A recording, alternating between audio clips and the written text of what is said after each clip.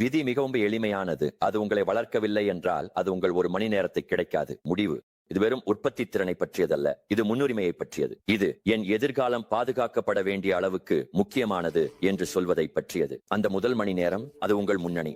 அதை அரிதான ஒன்றாக பாதுகாப்பீர்கள், ஏனெனில் அது உண்மையிலேயே அரிது. அதுதான் சாதாரணவரையும் சிறந்தவரையும், திசை தெரியாமல் அலைவோனையும் தலைவரையும் பேசுபவரையும் செயலில் இறங்குபவரையும் பிரிக்கும் மணி நேரம். இன்றைக்கு அதை நீங்கள் பாதுகாத்தால் நாளை அதை நீங்கள் கொண்டாடுவீர்கள். நடவடிக்கைக்கு முன் திசை. நேரத்தை எடுத்துக்கொள்வது மட்டும் போதாது, அதை பாதுகாப்பதும் போதாது. அந்த நேரத்தை எதற்காக பயன்படுத்த வேண்டும் என்று தெரிந்திருக்க வேண்டும். அதுல தான் பெரும்பாலானவர்கள் தவறுகிறார்கள். அவங்களோடு செயல்படுகிறார்கள், அவர்கள் பிஸியாக இருக்கிறார்கள், அவங்க பல விஷயங்களை செய்கிறார்கள். கேள்வி என்ன ஒன்றா, அவங்க சரியான விஷயங்களை பண்றாங்களா?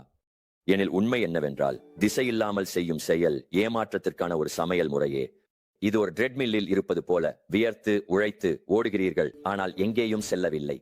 அதனால் உங்கள் நேரத்தை தொடங்கும் முன், புத்தகங்களில் மூழ்கும் முன், கட்டத் தொடங்கும் முன், ஒரு வீடியோவை இயக்கும் முன், உங்களிடம் ஒரு சக்தி வாய்ந்த கேள்வியை கேளுங்கள். நான் எங்கே செல்கிறேன்? அந்த கேள்வி அனைத்தையும் திறக்கிறது. ஏனெனில் திசை இல்லை என்றால் முன்னேற்றமும் இருக்காது. நீங்கள் நகர்வீர்கள், ஆனால் நீங்கள் எங்கேயும் சேர மாட்டீர்கள். திசை என்பது திசை காட்டி, செயல் என்பது இயந்திரம். இரண்டும் உங்களுக்கு தேவை. அப்படி என்றால் நடைமுறையில் போகலாம். உங்களை தொடக்கத்துல 3 நிமிடங்கள், வெறும் 3 நிமிடங்கள் எடுத்துக்கொண்டு தெளிவுபடுத்துங்கள். உங்களிடம் கேளுங்கள், என்ன என் குறிக்கோள்? நான் எந்த திறனை உருவாக்குகிறேன்? இன்று என்னை மேம்படுத்த முயற்சிக்கிறேன், மற்றும் மிக முக்கியமாக இது எனக்கு ஏன் முக்கியம்? அதை எழுதிக் கொள்ளுங்கள். உங்கள் மனதில் மட்டும் வைத்துக் கொள்ளாதீர்கள், அதை காகிதத்தில் எழுதுங்கள். ஏனெனில் காகிதத்தில் உள்ள தெளிவு கவனமும் செயலாகவும் மாறும். ஜிம் ரோன் சொல்வார், காரணங்கள் முதலில் வர வேண்டும், பதில்கள் பிறகு வரும்.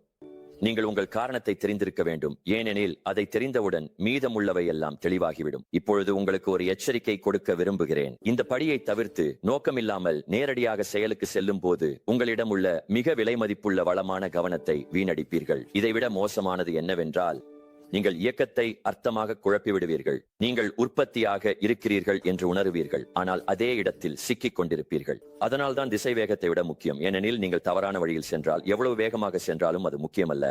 ஆகையால் குறிவைக்க நேரம் எடுத்துக்கொள்ளுங்கள், கேட்க நேரம் எடுத்துக்கொள்ளுங்கள்.